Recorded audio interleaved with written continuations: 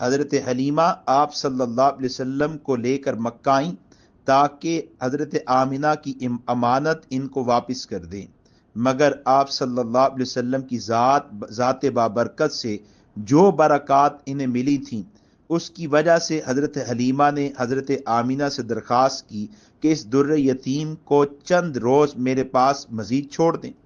ان دنوں میں مکہ میں وبا بھی تھی اور ادھر حضرت حلیمہ کا اصرار بھی شدت کے ساتھ تھا۔ حضرت آمنہ نے انہیں اجازت دے دی اور حضرت حلیمہ آپ صلی اللہ علیہ وسلم کو واپس اپنے ساتھ بنو سعد لے آئیں۔ چند ماہ گزرنے کے بعد آپ صلی اللہ علیہ وسلم بھی اپنے رضائی بھائیوں اور اپنی رضائی بہن شیمہ کے ساتھ جنگل میں بکریاں چرانے کے لیے جانے لگے۔ ایک مرتبہ کا واقعہ ہے کہ آپ صلی اللہ علیہ وسلم اپنے رضائی بھائیوں اور اپنی رضائی بہن شیمہ کے ہمراہ بکریاں چرانے جنگل گئے ہوئے تھے کہ یکا یک آپ صلی اللہ علیہ وسلم کا رضائی بھائی یا ایک روایت کے مطابق آپ کی رضائی بہن شیمہ دوڑتے ہوئے گھر آئے اور کہا کہ دو سفید پوش آدمی آئے اور ہمارے قریشی بھائی کو زمین پر لٹا کر ان کا شکم چاک کیا اور اب وہ اس کو سی رہے ہیں۔ یہ واقعہ سنتے ہی حضرت حلیمہ اور ان کے شوہر کے ہوش اڑ گئے۔ یہ وہاں گئے اور دیکھا کہ آپ صلی اللہ علیہ وسلم بھی ایک جگہ کھڑے ہوئے ہیں اور آپ کا رنگ بھی فق ہے۔ حضرت حلیمہ کہتی ہیں کہ میں نے فوراً آپ صلی اللہ علیہ وسلم کو اپنی سینے سے لگا لیا۔ پھر آپ صلی اللہ علیہ وسلم کے رضائی والد نے آپ صلی اللہ علیہ وسلم کو سینے سے لگایا اور پھر آپ سے دریافت کیا کہ کیا واقعہ تھا۔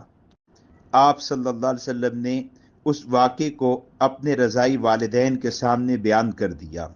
یہ نبی علیہ السلام کا پہلا شق صدر تھا جو 4 سال کی مبارک عمر میں ہوا تھا، اور اس کا واقعہ کچھ اس طرح تھا کہ نبی علیہ السلام کے پاس 2 فرشتے جبرائیل اور میکائیل سفید پوش انسانوں کی شکل میں ایک سونے کا تشت برف سے بھرا ہوا لائے اور آپ صلی اللہ علیہ وسلم کا شکم مبارک چاک کر کے کلب عطر کو نکالا اور اس میں سے 1 یا 2 ٹکڑے خون کے جمے ہوئے نکالے اور کہا کہ یہ شیطان کا حصہ ہے۔ پھر شکم اور کلب کو اس تشت میں رکھ کر برف سے دھویا۔ اس کے بعد کلب کو اپنی جگہ رکھ کر سینے پر ٹانکے لگائے اور دونوں شانوں کے درمیان مہر لگا دی۔ یہ مہر نبوت کہلاتی ہے۔ ایک قول کے مطابق تو یہ مہر نبی علیہ السلام کے پہلے شق صدر کے بعد ہی لگائی گئی، لیکن راجح صحیح قول کے مطابق یہ مہر نبی علیہ السلام کی ولادت کے ساتھ ہی آپ کے جسم اطہر پر نمایاں تھی۔ شق صدر کے اس واقعے سے حضرت حلیمہ کو اندیشہ ہوا کہ کہیں آپ صلی اللہ علیہ وسلم کو کوئی صدمہ نہ پہنچ جائے، اس لیے آپ صلی اللہ علیہ وسلم کو لے کر حضرت آمنہ کے پاس مکہ مکرمہ حاضر ہوئیں اور تمام واقعہ حضرت آمنہ کے سامنے بیان کر دیا۔ حضرت آمنہ شق صدر کے اس واقعے کو سن کر بالکل خوف زدہ نہیں ہوئیں اور ان انوارات اور تجلیات اور خیروں اور برکتوں کو جو پیدائش کے وقت ظاہر ہوئیں ذکر کر کے فرمایا کہ حلیمہ میرے اس بیٹے کی شان بہت بڑی ہوگی، اس مولود مسعود تک شیطان کی رسائی ممکن نہیں ہے، تم مطمئن رہو۔ اس کے بعد حضرت حلیمہ اپنے گھر واپس آ گئیں اور آپ صلی اللہ علیہ وسلم اپنی والدہ ماجدہ کے پاس رہنے لگے۔ سیرت کی کتابوں میں ہے، ابن اسحاق رحمۃ اللہ علیہ فرماتے ہیں کہ بعض علماء کا خیال ہے کہ جب حضرت حلیمہ آپ صلی اللہ علیہ وسلم کو حضرت آمنہ کے پاس لا رہی تھیں تو آپ صلی اللہ علیہ وسلم راستے میں کہیں گم ہو گئے۔ انہوں نے آپ صلی اللہ علیہ وسلم کو بہت ڈھونڈا لیکن کامیاب نہ ہو سکی۔ وہ حضرت عبد المطلب کے پاس آئیں اور عرض کرنے لگی کہ میں اس شب محمد کو لے کر آ رہی تھی، جب میں مکہ کی بلند جگہ پر پہنچی تو وہ کہیں گم ہو گئے، قسم با خدا مجھے اب معلوم نہیں وہ کہاں ہیں۔ حضرت عبد المطلب وہاں سے اٹھے اور بیت اللہ میں آ کر اللہ تعالیٰ سے دعائیں مانگنے لگے کہ اللہ تعالیٰ انہیں مبارک پوتا واپس لوٹا دے۔ سیرت کی کتابوں میں ہے کہ حضور صلی اللہ علیہ وسلم ورقہ بن نوفل اور ایک قریشی شخص کے پاس تھے۔ وہ آپ صلی اللہ علیہ وسلم کو لے کر حضرت عبد المطلب کے پاس آ گئے اور عرض کرنے لگے یہ ہے آپ کا بیٹا جو ہمیں مکہ مکرمہ کی بلند جگہ سے ملا ہے۔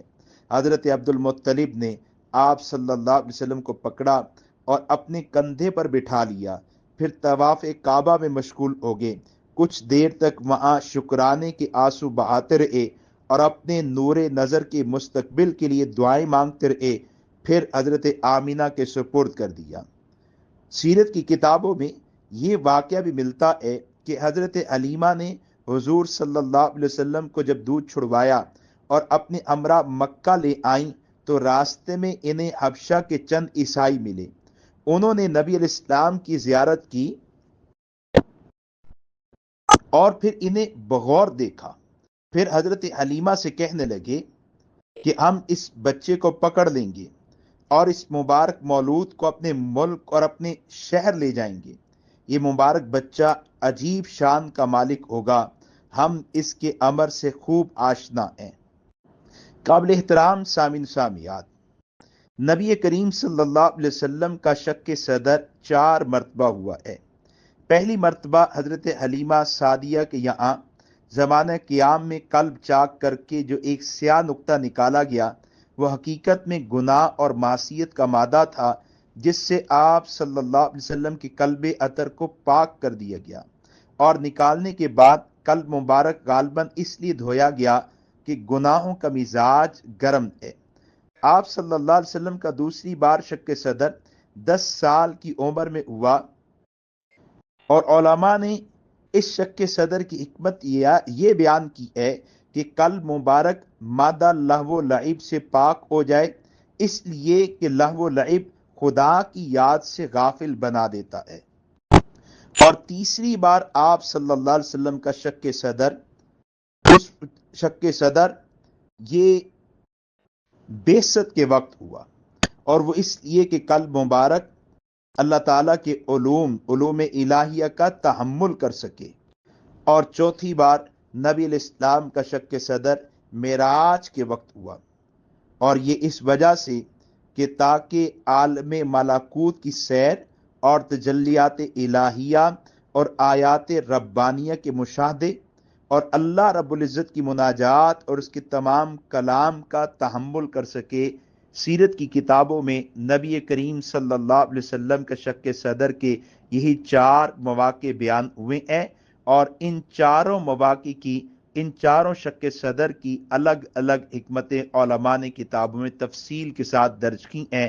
اللہ کریم ہمیں نبی کریم صلی اللہ علیہ وآلہ وسلم کی پہچان نصیب فرمائے اور ان کی عظمت کو سمجھنے کی توفیق عطا فرمائے۔